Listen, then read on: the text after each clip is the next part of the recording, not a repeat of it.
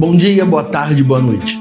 E hoje no quadro Conhecendo o Pré-Candidato, você vai conhecer Charlene Maria de Fátima Azarias, advogada criminalista com mais de 8 anos de experiência e atuação em mais de 200 processos criminais. Especialista em ciências criminais, construiu uma trajetória marcada pela defesa firme dos direitos e das garantias fundamentais.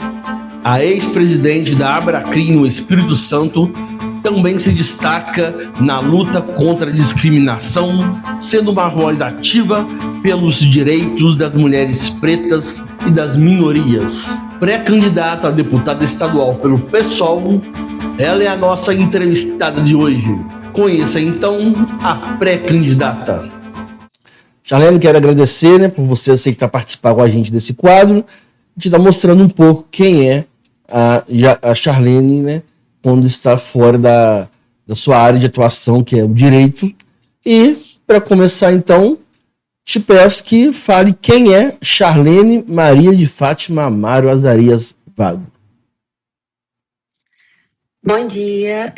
Primeiramente, eu quero agradecer a oportunidade, não é sempre que a gente tem essa oportunidade de dizer quem nós somos, o que queremos, as nossas ambições, nossos desejos, em especial quando com relação à política, Eu me chamo Charlene, tenho 43 anos, sou advogada há 13 anos, atuo especificamente, na verdade, milito muito na área criminal, mas faço também outras áreas, mas assim, quase que 100% da minha militância é na área criminal.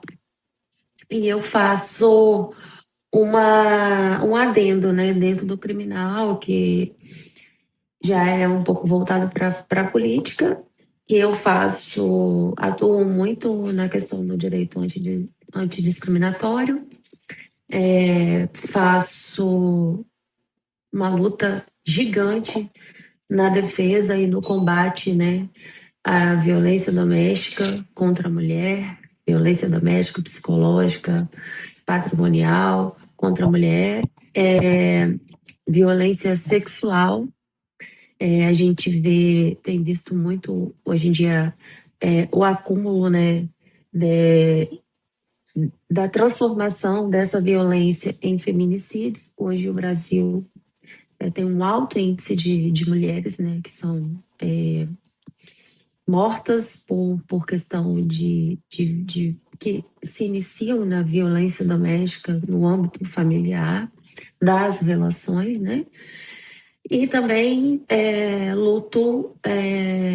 tem uma luta antirracista, que é a questão, eu falo que eu milito muito na raça e gênero, Luto muito pelos direitos das mulheres pretas, eu sou uma mulher preta, e luto muito contra o racismo, Acho que é necessário a gente exercer esse combate com relação ao racismo, que é muito evidente na nossa população hoje. Eu faço essa mistura de direito, de luta por justiça social, de luta por direitos sociais,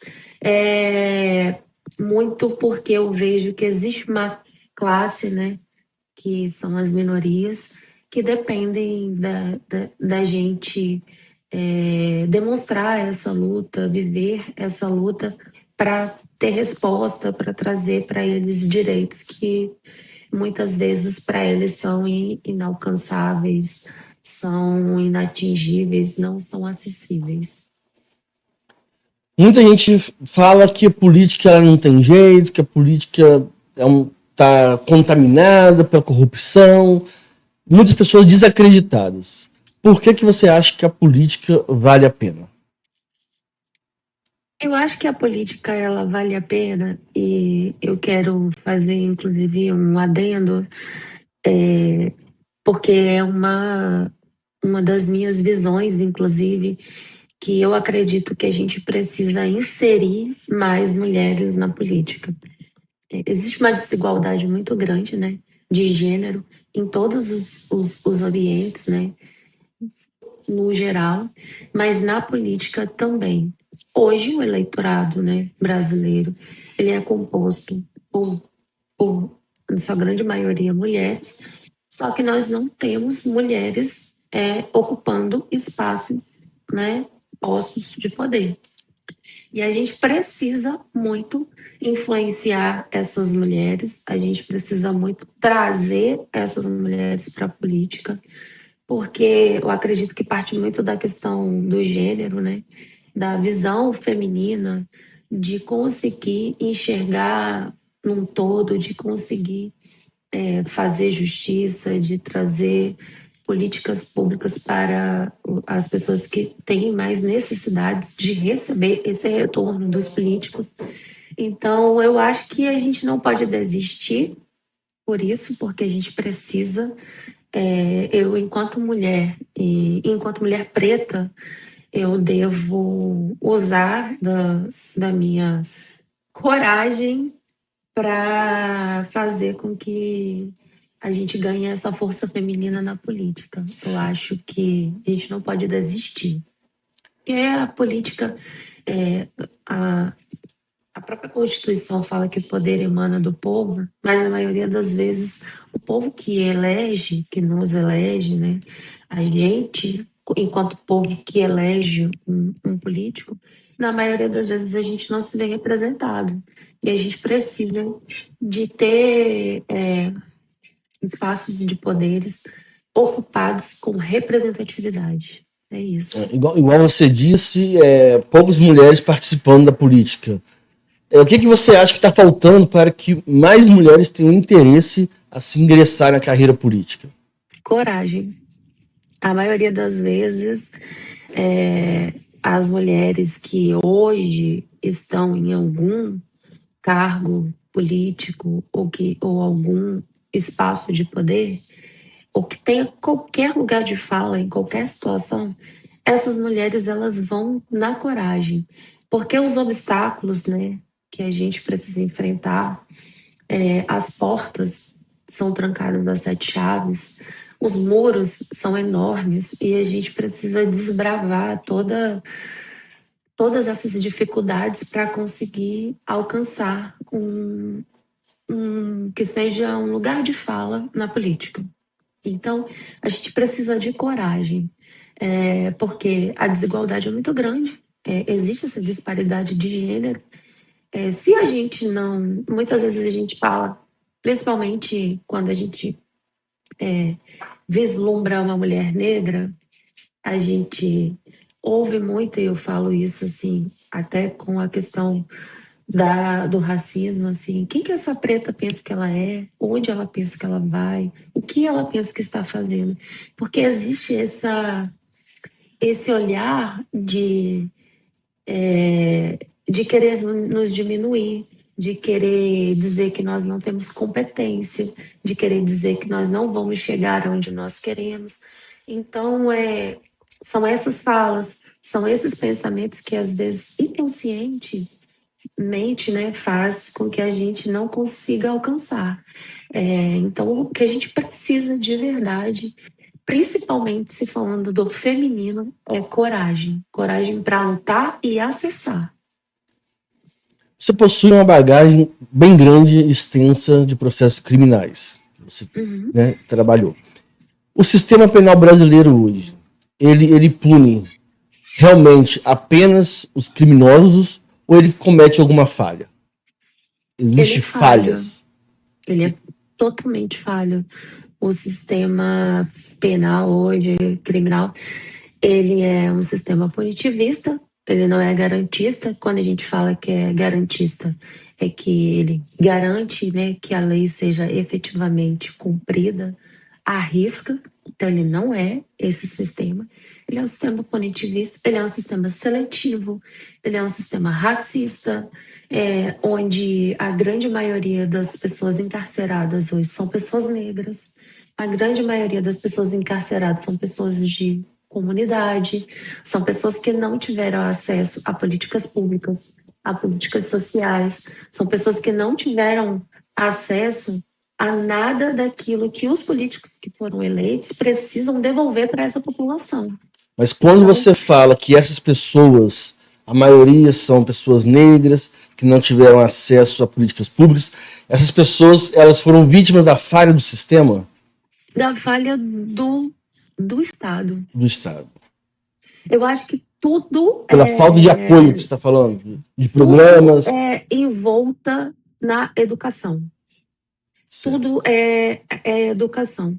Se a gente conseguir propor para a população educação de qualidade, com a educação, essas pessoas vão alcançar, acessar lugares que sem a educação eles não conseguem acessar. Então, falta muito hoje escolas.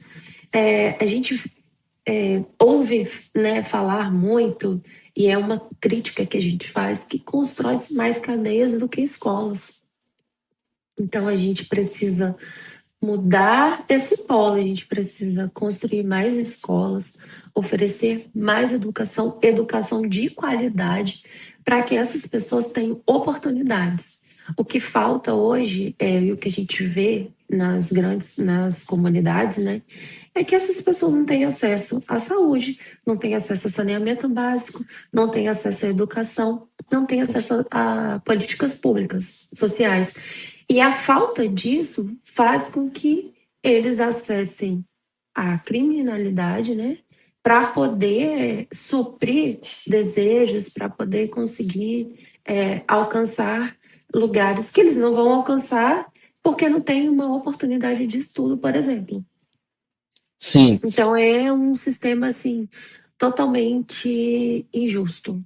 Certo. E, no caso dessas pessoas, elas foram vítimas do governo, igual você disse, mas existem também pessoas dessa mesma classe que são que cumprem pena por crimes que não cometeram, mas que foram julgados não pela prática do crime, mas sim pela seu estado hoje financeiro, sua classe social, sua cor, religião. Você acha que existe essa falha no sistema penal?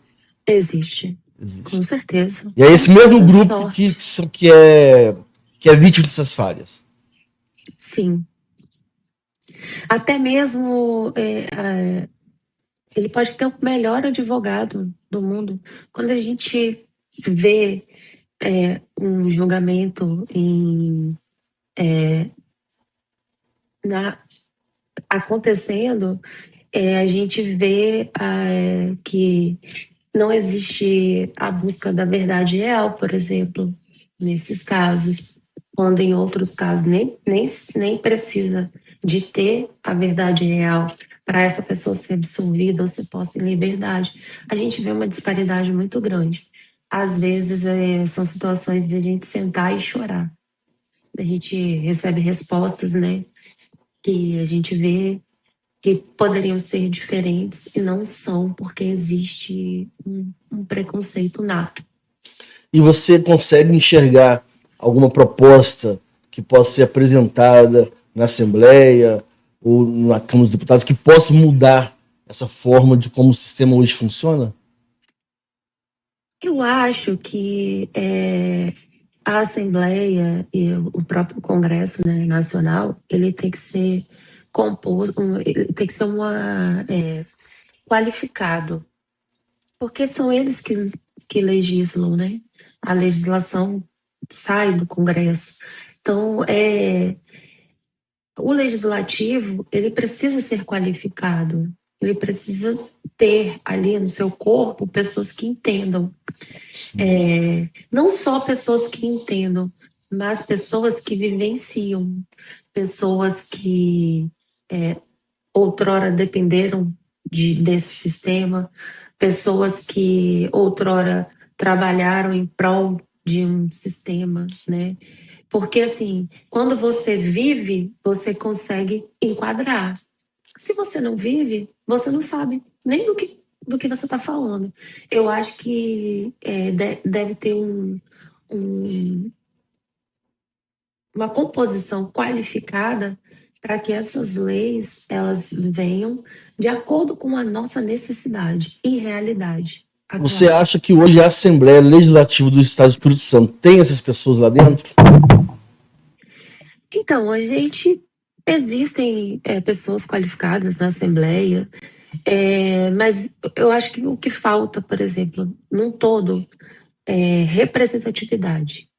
A gente precisa também ter pessoas do povo. A Constituição fala que o poder emana do povo, mas muitas vezes, como eu falei lá atrás, né, na questão da representatividade feminina, a gente precisa ter representatividade das minorias. A gente precisa ter voz, dar voz. Se eu sou do povo, eu preciso ter voz. Se eu estou na política, eu preciso dar voz para o povo. Então, o que falta hoje é representatividade, ter um coro de políticos que representem de verdade as pessoas que têm necessidade de acesso. Você é pré-candidata pelo Partido PSOL. O PSOL é considerado um partido radical. Você concorda com essa afirmação? Eu não concordo, né, que o pessoal seja um partido radical, porque na verdade o pessoal ele não é um partido radical no sentido de defender ruptura institucional ou violência. Ele é um partido de esquerda, né, que propõe mudanças estruturais, como redução da desigualdade e ampliação dos direitos sociais, que é tudo que eu tenho falado, né, que é a Sim. minha ideologia política, inclusive.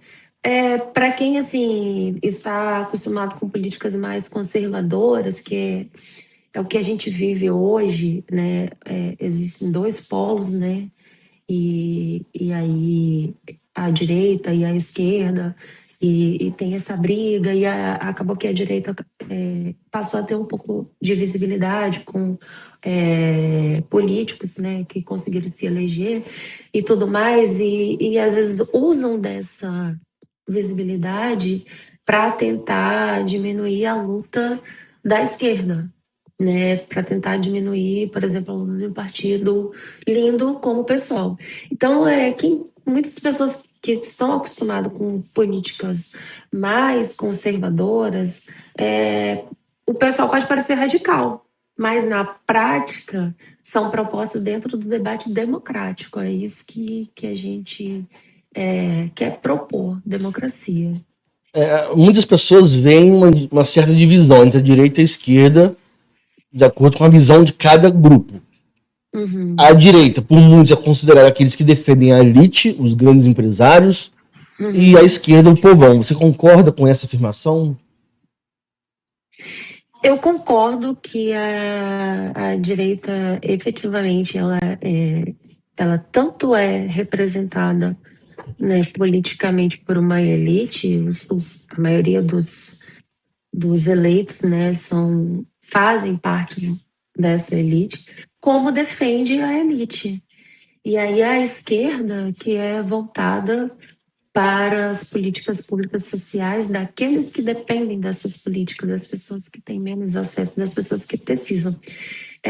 Por exemplo, quando a gente fala chamar o pessoal de radical, por exemplo, muitas vezes é uma forma de deslegitimar pautas como combate à desigualdade, direito das mulheres, que é uma das pautas que eu disse que luto muito, o direito da população negra, o direito, né, dos LGBTQI, APN+, defender direitos não é ser radical, é um compromisso com a sociedade, um compromisso social que a gente precisa ter.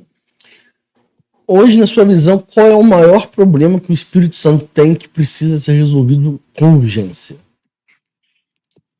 Precisa de políticas públicas sociais voltadas para essa população que eu acabei de citar, para as minorias. A gente precisa ter uma grande frente de combate à desigualdade. A gente precisa ter uma grande frente de defesa, né, do direito das mulheres. A gente precisa de uma grande frente para defender a população negra, como eu citei lá atrás, a maioria das pessoas encarceradas hoje são pessoas negras. A gente precisa fazer o combate também e promover a defesa, né, da população LGBT, QI, APN+, e a gente precisa propor a defesa desses direitos. Assim, eu acho que é isso que falta, não só no Espírito Santo, mas em todo, mas especificamente aqui no Espírito Santo, a gente precisa trazer a defesa desse direito, dar visibilidade para essas pessoas, devolver para elas a confiança que elas depositam em nós. Se você for eleita deputada, o que é que você vai fazer de diferente ao que os políticos tradicionais hoje fazem? Eu quero ser uma política considerada do povo.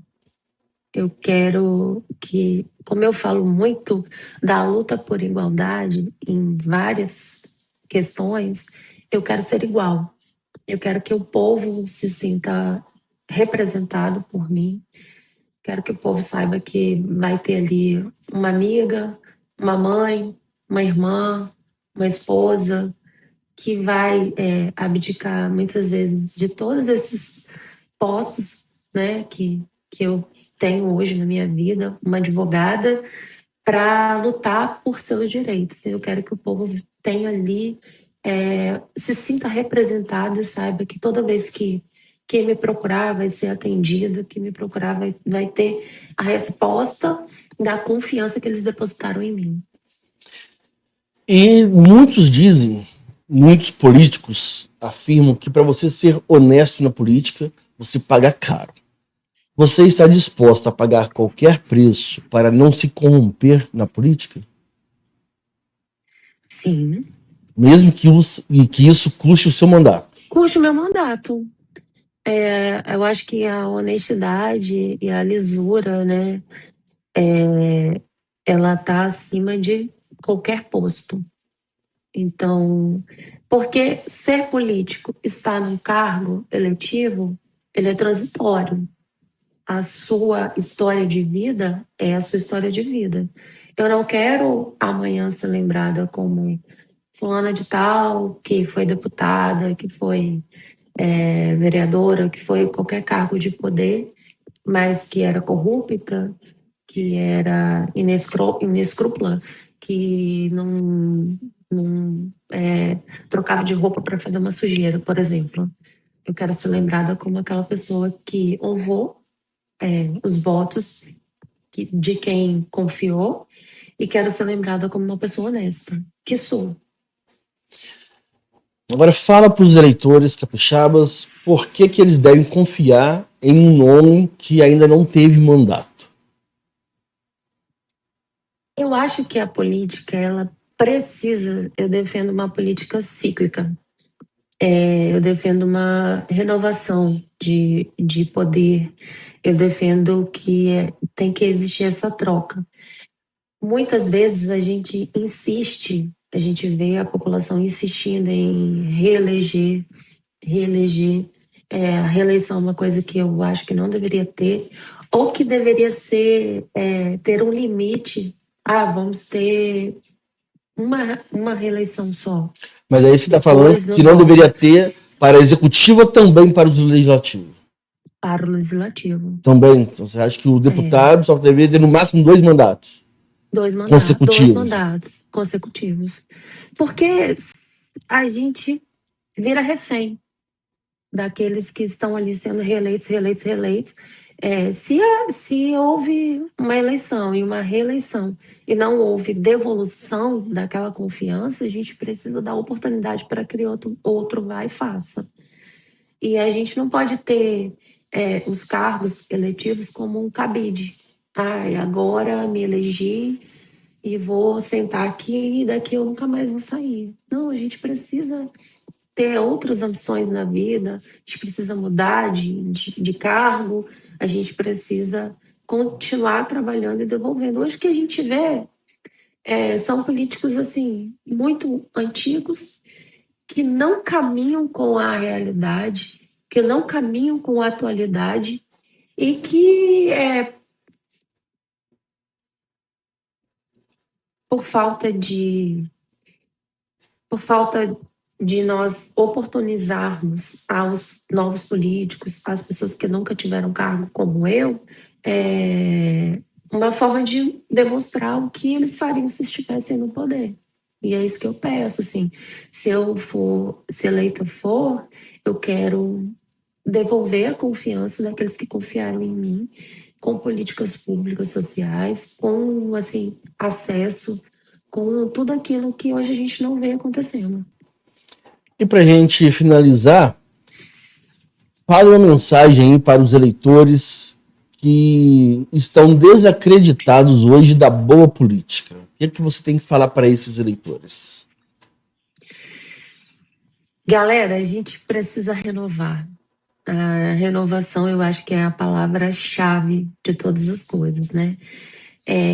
Por que muitas vezes vocês estão desacreditados? Porque insistem em manter as mesmas pessoas. A gente precisa de renovação, a gente precisa dar oportunidade para outras pessoas de mostrar e fazer diferente.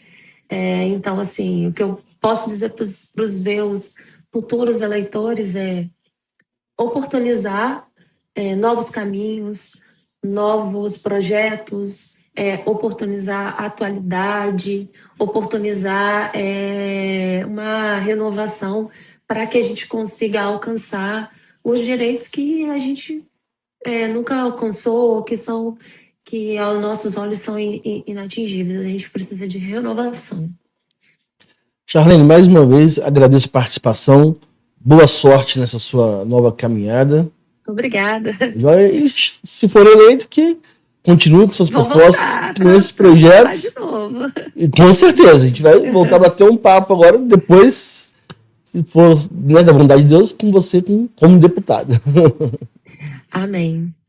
Muito obrigada mais uma vez pela oportunidade de falar, né, do que eu penso, do que eu acho, do que eu quero para mim e para o Espírito Santo. E parabenizar vocês aí pelo projeto, assim, como eu disse, a gente precisa dar voz. Então, o trabalho de vocês é dar visibilidade, é dar voz e é trazer acessibilidade para as pessoas, né? Para conhecerem outras propostas, outras pessoas. Então, assim, é um trabalho muito importante. Eu estou, assim, muito agradecida pela oportunidade e que Deus abençoe vocês, que vocês continuem com esse trabalho. Obrigado, Charlene. De nada.